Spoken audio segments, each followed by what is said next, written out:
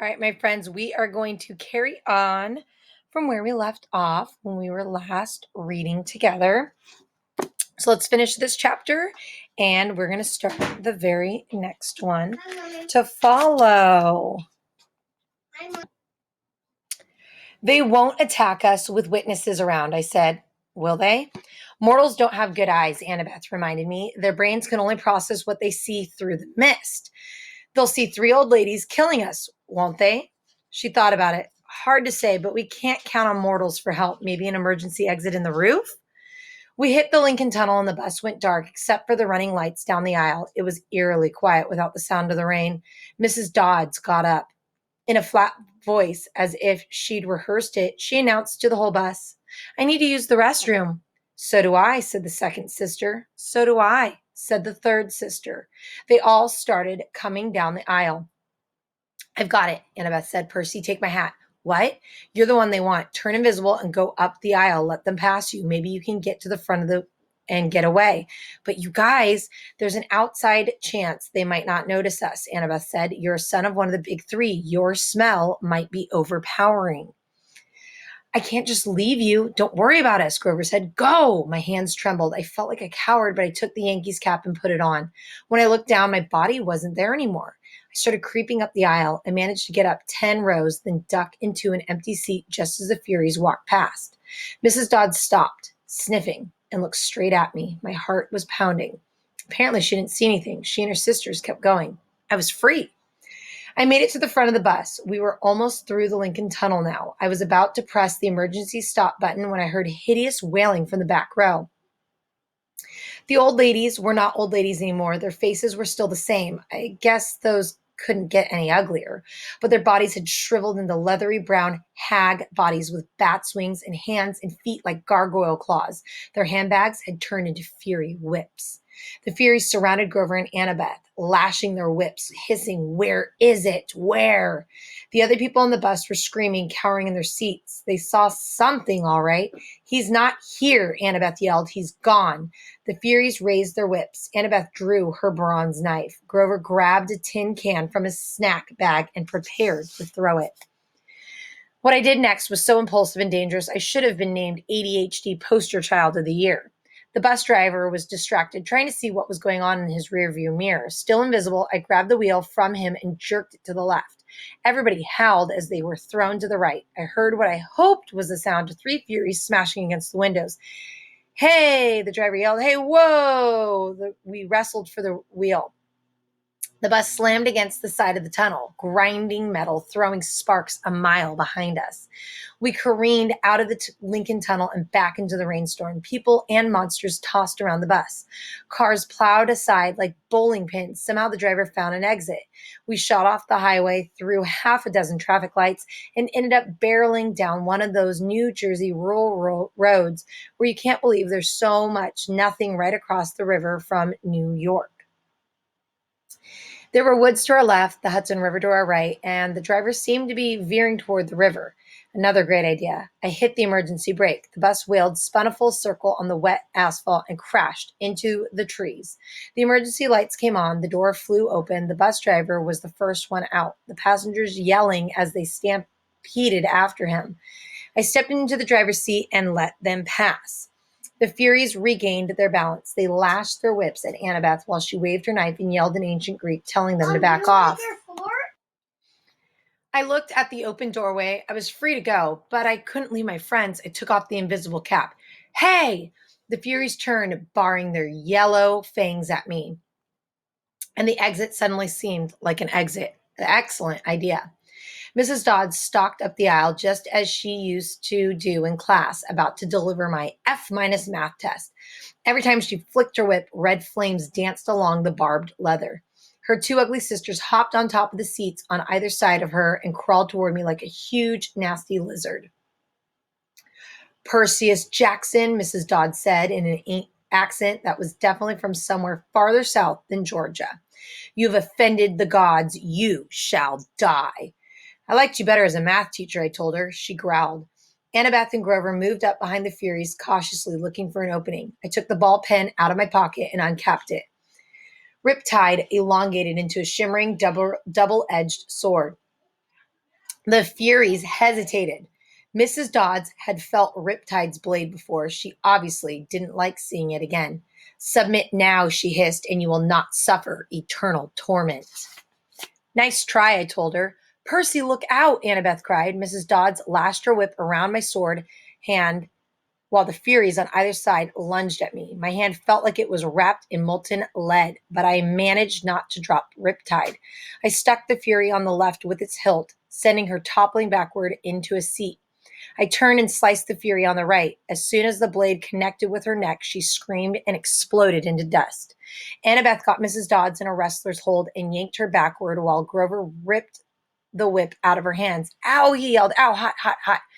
The fury-eyed hilt slammed came at me again, talons ready, but I swung Riptide and she broke open like a piñata. Mrs. Dodds was trying to get Annabeth off her back. She kicked, clawed, hissed, and bit, but Annabeth held on while Grover got Mrs. Dodds' legs tied up with her own whip. Finally, they both shoved her backward into the aisle. Mrs. Dodds tried to get up, but she didn't have room to flap her bat wings, so she kept falling down. Zeus will destroy you, she promised. Hades will have your soul. Baracus, mias, ves, gimini, I yelled. I wasn't sure where the Latin came from. I think it meant eat my pants. Thunder shook the bus. The hair rose on the back of my neck. Get out, Annabeth yelled at me. Now I didn't need any encouragement. She rushed outside and found the other passengers wandering around in a daze, arguing with the driver or running around in circles yelling, we're going to die. A Hawaiian-shirted tourist with a camera snapped my photograph before I could recap my sword. Our bags, Grover realized. We left our boom. The windows of the bus exploded as the passengers ran for cover. Lightning shredded a huge crater in the roof, but an angry wail from inside told me Mrs. Dodds was not yet dead. Run, Annabeth said. She's calling for reinforcements. We have to get out of here. We plunged into the woods as the rain poured down, the bus in flames behind us, and nothing but darkness ahead. Now we are on chapter 11. We visit the Garden Gnome Emporium. In a way, it's nice to know there are Greek gods out there because you have somebody to blame when things go wrong. For instance, when you're walking away from a bus that's just been attacked by monster hags and blown up by lightning, and it's raining on top of everything else, most people might think that's just really bad luck. When you're a half-blood, you understand that some divine force really is trying to mess up your day. So there we were, Annabeth and Grover and I walking through the woods along the New Jersey riverbank, the glow of New York City making the night sky yellow behind us, and the smell of the Hudson reeking in our noses. Grover was shivering and braying, his big goat eyes turned slit-pupiled and full of terror, three kindly ones, all three at once. I was pretty much in shock myself. The explosion of the bus windows still rang in my ears, but Annabeth kept pulling us along, saying, come on, the farther away we get, the better. All our money was back there, I reminded her. Our food and our clothes, everything. Well, maybe if you hadn't decided to jump into the fight, what did you want me to do? Let you get killed? You didn't need to protect me, Percy. I would have been fine. Sliced like sandwich bread, Grover put in. But fine. Shut up, goat boy, said Annabeth. Grover brayed mournfully. Tin cans. Perfectly good bag of tin cans. We sloshed across mushy ground through nasty, twisted trees that smelled like sour laundry. After a few minutes, Annabeth fell into the line next to me. Look, her voice faltered. I appreciate your coming back for us, okay? That was really brave. We're a team, right? She was silent for a few more steps. It's just that if you died, aside from the fact that it would really suck for you, it would mean the quest was over. This may be my only chance to see the real world. The thunderstorm had finally let up. The city glow faded behind us, leaving us in almost total darkness. I couldn't see anything of Annabeth except a glint of her blonde hair. You haven't left Camp Half-Blood since you were 7? I asked her. No, only short field trips. My dad, the history professor. Yeah, it didn't work out for me living at home. I mean, Camp Half-Blood is my home. She was rushing her words out now as if she were afraid somebody might try to stop her. At camp, you train, and that's all cool and everything, but the real world is where the monsters are. That's where you learn whether you're any good or not. If I didn't know better, I could have sworn I heard doubt in her voice. You're pretty good with that knife, I said. You think so? Anybody who can piggyback ride a Fury is okay by me. I couldn't really see, but I thought she might have smiled. You know, she said, maybe I should tell you something funny back on the bus. Whatever she wanted to say was interrupted by a shrill toot toot toot, like the sound of an owl being tortured. Hey, my reed pipes still work, Grover cried. If I could just remember a Find Path song, we could get out of these woods. He puffed out a few notes, but the tune still sounded suspiciously like Hilary Duff. Instead of finding a path, I immediately slammed into a tree and got a nice sized knot on my head. Add to the list of superpowers I did not have infrared vision. After tripping and cursing and generally feeling miserable for another mile or so, I started to see light up ahead, the colors of a neon sign. I could smell food. Fried, greasy, excellent food. I realized I hadn't eaten anything unhealthy since I had arrived at Half Blood Hill, where we lived on grapes, bread, cheese, and extra lean cut nymph prepared barbecue. This boy needed a double cheeseburger. We kept walking until I saw a deserted two-lane road through the trees. On the other side was a closed-down gas station, a tattered billboard for a 1990s movie, and one open business, which was the source of the neon light and the good smell. It wasn't a fast food restaurant like I'd hoped. It was one of those weird roadside curio shops that sell lawn flamingos and wooden Indians and cement grizzly bears and stuff like that. The main building was a long, low warehouse surrounded by acres of statuary. The neon sign above the gate was impossible for me to read because if there's anything worse for my dyslexia than regular English, it's red cursive neon English. To me, it looked like at Neames Guderen Gilman Meproium. What the heck does that say? I asked. I don't know, Annabeth said. She loved reading so much I'd forgotten she was dyslexic too. Grover translated Auntie M's Garden Gnome Emporium. Flanking the entrance as advertised were two cement garden gnomes, ugly bearded little runts, smiling and waving as if they were about to get their picture taken. I crossed the street, following the smell of the hamburgers. Hey, Grover warned. The lights are on inside, Annabeth said. Maybe it's open. Snack bar, I said wistfully. Snack bar, she agreed. Are you too crazy? Grover said. This place is weird. We ignored him. The front lot was a forest of statues, cement animals, cement children, even a cement satyr playing the pipes, which gave Grover the creeps. Blah, he bleated. Looks like my Uncle Ferdinand. We stopped at the warehouse door. Don't knock, Grover pleaded. I smell monsters. Your nose is clogged up from the Furies, Annabeth told him. All I smell is burgers. Aren't you hungry? Meat, he said scornfully. I'm a vegetarian. You eat cheese enchiladas in aluminum cans, I reminded him. Those are vegetables. Come on, let's leave. These statues are looking at me.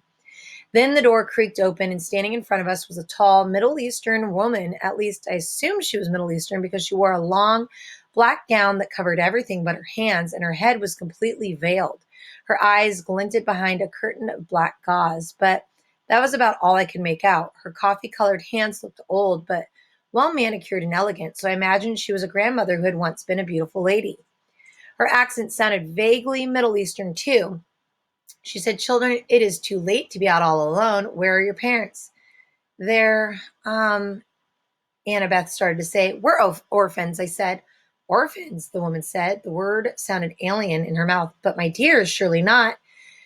We got separated from our caravan, I said, our circus caravan. The ringmaster told us to meet him at the gas station if we got lost, but he may have forgotten, or maybe he meant a different gas station. Anyway, we're lost. Is that food I smell? Oh, my dears, the woman said. You must come in. Poor children, I am Auntie M. Go straight through to the back of the warehouse, please. There is a dining area. We thanked her and went inside. Annabeth muttered to me, circus caravan? Always have a strategy, right? Your head is full of kelp. The warehouse was filled with more statues, people in all different poses, wearing all different outfits and with different expressions on their faces. I was thinking you'd have a pretty huge garden to fit even one of these statues because they were all life-size, but mostly I was thinking about food. Go ahead, call me an idiot for walking into a strange lady's shop like that just because I was hungry, but I do impulsive stuff sometimes. Plus, you've never smelled Auntie M's burgers. The aroma was like laughing gas in the dentist's chair. It made everything else go away. I barely noticed Grover's nervous whimpers or the way the statue's eyes seemed to follow me or the fact that Auntie M had locked the door behind us. All I cared about was finding the dining area, and sure enough, there it was, the back of the warehouse, a fast food counter with a grill, a soda fountain, a pretzel heater, and a nacho cheese dispenser. Everything you could want, plus a few steel picnic tables out front. Please sit down, Annie M said. Awesome, I said. Grover said reluctantly, we don't have any money, ma'am.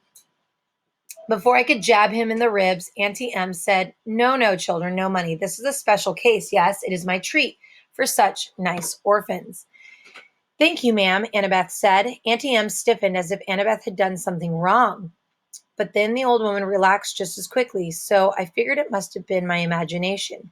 Quite all right, Annabeth, she said. You have such beautiful gray eyes, child. Only later did I wonder how she knew Annabeth's name, even though we had never introduced ourselves. Our hostess disappeared behind the snack counter and started cooking. Before we knew it, she brought us plastic trays heaped with double cheeseburgers, vanilla shakes, and extra, extra large servings of French fries. I was halfway through my burger before I remembered to breathe. Annabeth slurped her shake. Grover picked up the fries and eyed the tray's waxed paper liner as if he might go for that, but he still looked too nervous to eat. What's that hissing noise? He asked. I listened, but didn't hear anything. Annabeth shook her head. Hissing? Auntie M asked. Perhaps you hear the deep fryer oil. You have keen ears, Grover. I take my vitamins for my ears. That's admirable, she said, but please relax. Auntie M ate nothing. She hadn't taken off her headdress even to cook, and now she sat forward and interlaced her fingers and watched us eat. It was a little unsettling having someone stare at me when I couldn't see her face, but I was feeling satisfied after the burger and a little sleepy, and I figured the least I could do was try to make small talk with our hostess. So you sell gnomes, I said, trying to sound interested. Oh, yes, Auntie M said, and animals and people, anything for the garden, custom orders. Statuary is very popular, you know.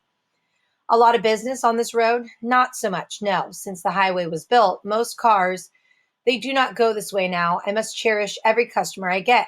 My neck tingled as if somebody else was looking at me. I turned back, but it was just a statue of a young girl holding an Easter basket. The detail was incredible, much better than you see in most garden statues. But something was wrong with her face. It looked as if she were startled or even terrified. Ah, Auntie M said sadly, you notice some of my creations do not turn out well. They are marred. They do not sell. The face is the hardest to get right. Always the face. You make these statues yourself? I asked.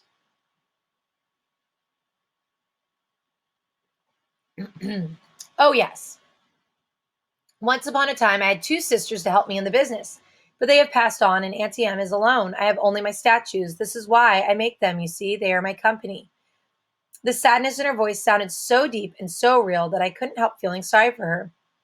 Annabeth stopped eating. She sat forward and said, two sisters?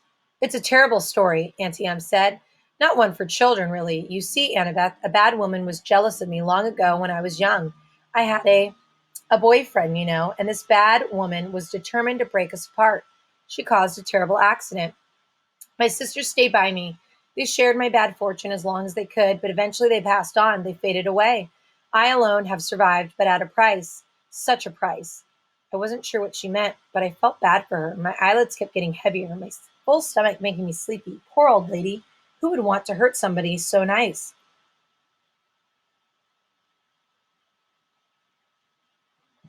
Percy? Annabeth was shaking me to get my attention.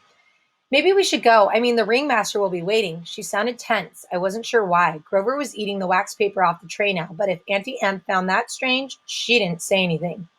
Such beautiful gray eyes, Auntie M told Annabeth again. My yes, it has been a long time since I've seen gray eyes like those.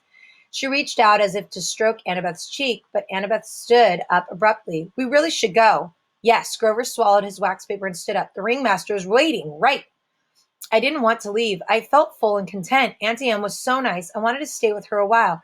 Please, dears, Auntie M pleaded. I so rarely get to be with children. Before you go, won't you at least sit for a pose? A pose? Annabeth asked warily. A photograph. I will use it to model a new statue set. Children are so popular, you see. Everyone loves children. Annabeth shifted her weight from foot to foot. I don't think we can, ma'am. Come on, Percy. Sure we can, I said. I was irritated with Annabeth for being so bossy, so rude to an old lady who just fed us for free. It's just a photo, Annabeth. What's the harm? Yes, Annabeth, the woman purred. No harm. I can tell Annabeth didn't like it, but she allowed Auntie M to lead us back out the front door into the garden of statues. Auntie M directed us to a park bench next to the stone satyr.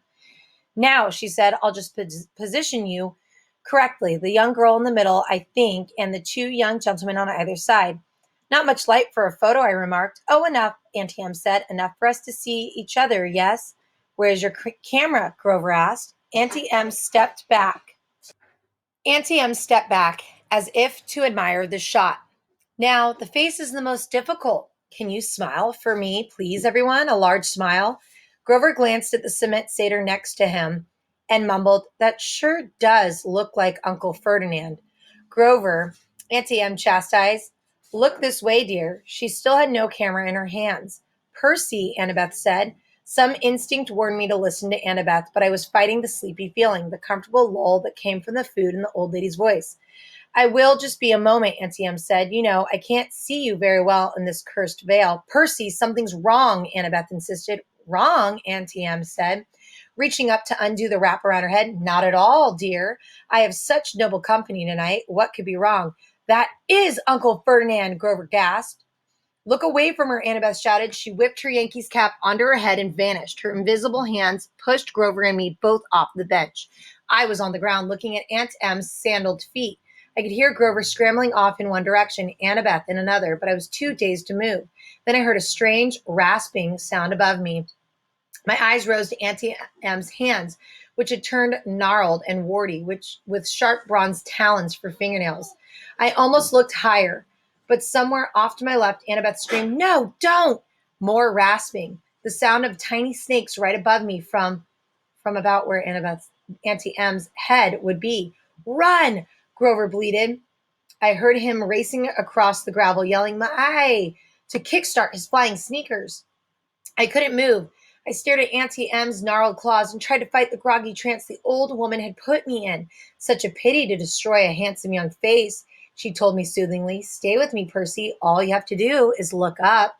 I fought the urge to obey. Instead, I looked to one side and saw one of those glass spheres people put in gardens, a gazing ball. I could see Auntie M's dark reflection in the orange glass. Her headdress was gone, revealing her face in a shimmering pale circle. Her hair was moving, writhing like serpents. Auntie M. Auntie M.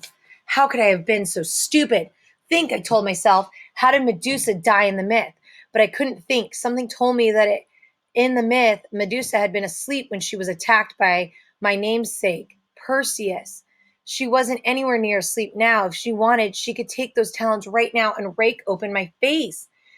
The gray-eyed one did this to me, Percy, Medusa said, and she didn't sound anything like a monster. Her voice invited me to look up, to sympathize with a poor old grandmother. Annabeth's mother, the cursed Athena, turned me from a beautiful woman into this. Don't listen to her, Annabeth's voice shouted somewhere in the sanctuary. Run, Percy. Silence, Medusa snarled. Then her voice modulated back to a comforting purr. You see why I must destroy the girl, Percy? She is my enemy's daughter. I shall crush her statue to dust. But you, dear Percy, you need not suffer. No, I muttered. I tried to make my legs move. Do you really want to help the gods? Medusa asked. Do you understand what awaits you on this foolish quest, Percy?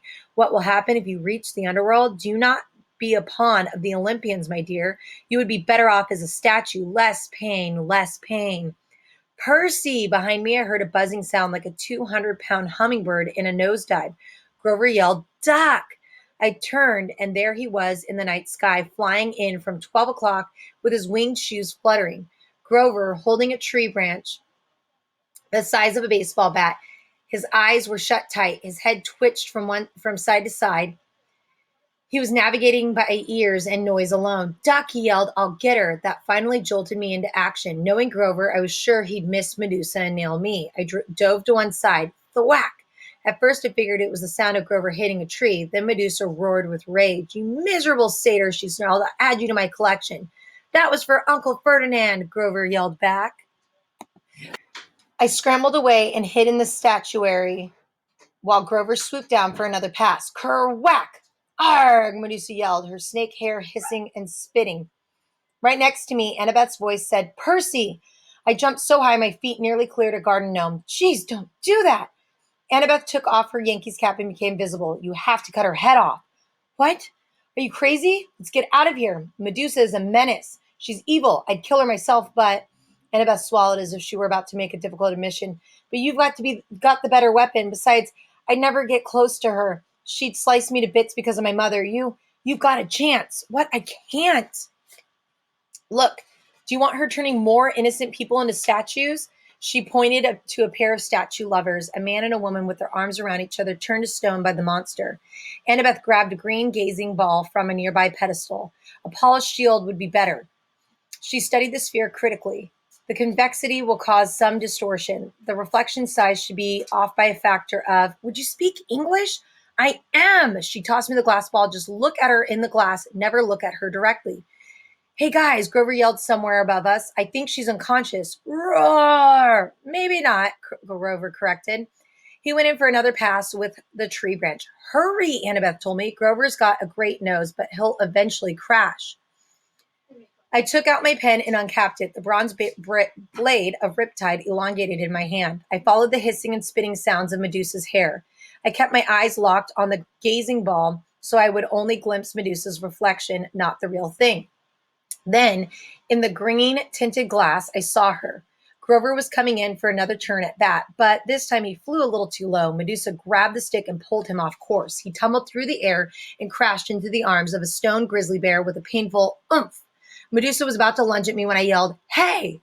I advanced on her, which wasn't easy holding a sword and a glass ball. If she charged, I'd have a hard time defending myself. But she let me approach 20 feet. 10 feet. I could see the reflection of her face now. Surely it wasn't really that ugly. The green swirls of the gazing ball must be distorting it, making it look worse.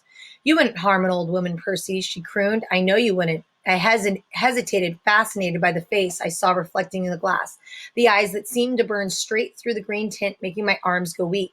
From the cement grizzly, Grover moaned, Percy, don't listen to her. Medusa cackled. Too late. She lunged at me with her talons. I slashed up with my sword, heard a sickening schlock, then a hiss like a wind rushing out of a cavern. The sound of a monster disintegrating. Something fell to the ground next to my foot. It took all my willpower not to look. I could feel warm ooze soaking into my sock. Little dying snakes' heads tugging at my shoelace. Oh, yuck, Grover said. His eyes were still tightly closed, but I guess he could hear the thing gurgling and screaming, mega yuck. Annabeth came up next to me, her eyes fixed on the sky. She was holding Medusa's black veil. She said, don't move. Very, very carefully, without looking down, she knelt and draped the monster's head in black cloth, then picked it up. It was still dripping green juice. Are you okay? She asked me, her voice trembling. Yeah, I decided, though I felt like throwing up my double cheeseburger. Why didn't the head evaporate? Once you sever it, it becomes a spoil of war, she said, same as your minotaur horn. But don't unwrap the head. It can still petrify you. Grover moaned as he climbed down from the grizzly statue. He had a big welt on his forehead. His green Rasta cap hung from one of his little goat horns, and his fake feet had been knocked off his hooves. The magic sneakers were flying aimlessly around his head. The Red Baron, I said, good job, man. He managed a bashful grin. That really was not fun, though. Well, the hitting her with the stick part, that was fun, but crashing into a concrete bear, not fun. He snatched his shoes out of the air. I recapped my sword. Together, the three of us stumbled back to the warehouse. We found some old plastic grocery bag behind the snack counter and double-wrapped Medusa's head. We plopped it on the table where we'd eaten dinner and sat around it, too exhausted to speak. Finally, I said, so we have Athena to thank for this monster? Annabeth flashed me an irritated look. Your dad, actually, don't you remember? Medusa was Poseidon's girlfriend. They decided to meet in my mother's temple. That's why Athena turned her into a monster. Medusa and her two sisters, who had helped her get into the temple, they became the three Gorgons. That's why Medusa wanted to slice me up, but she wanted to preserve you as a nice statue. She's still sweet on your dad. You probably reminded her of him. My face was burning. Oh, so now it's my fault we met Medusa? Annabeth straightened. In a bad imitation of my voice, she said, it's just a photo, Annabeth. What's the harm? Forget it, I said. You're impossible. You're insufferable. Hey, Grover interrupted. You two are giving me a migraine, and satyrs don't even get migraines. What are we going to do with the head? I stared at the thing. One little snake was hanging out of a hole in the plastic.